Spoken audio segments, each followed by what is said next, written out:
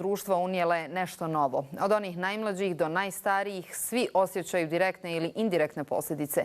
Iako se možda ponekad čini da su djeca najmanje pogođena novonastalom situacijom, najmlađi ipak čeznu za vremenom kada su bez imalo straha uživali u igri sa svojim vršnjacima.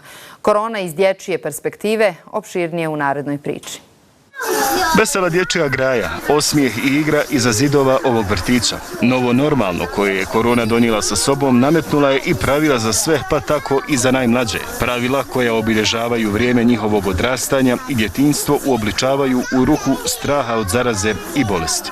Roditelji ne ulaze u objekat, odgajatelji preuzimaju djecu na vratima, mjeri se temperatura i potpisuju se obavezne izjave da nemaju zdravstvenih tegoba djeca, da nema neku u porodici zdravstvenih tegoba.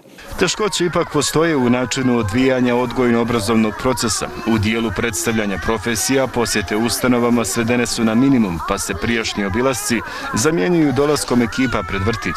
Unutra nikako, jer tako nalažu epidemiološke mjere. Danas je na redu poštar i novinar snimatelj. Pa dolazila nam je policija, vatrogasci, doktori i to. A šta smo mi? Voditelji. Odnosno, kako si rekla malo prije, Novinari. Novinar, bravo. I naravno uslijedilo je mnoštvo pitanja i mnoštvo odgovora, jer činilo se ni sa jednim nisu bili potpuno zadovoljni. Oduševljenje kamerom i snimateljskim poslom nisu krili.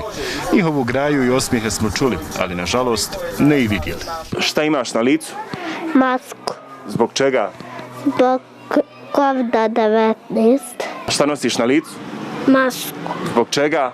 Zbog koronavirus i mora se svugdje nositi maska zato da se ne bi zarazili. Šta su ti kazali, šta je korona?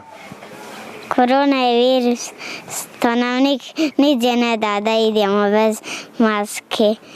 Učiteljice u vrtiću nose maske, a mi samo na polju.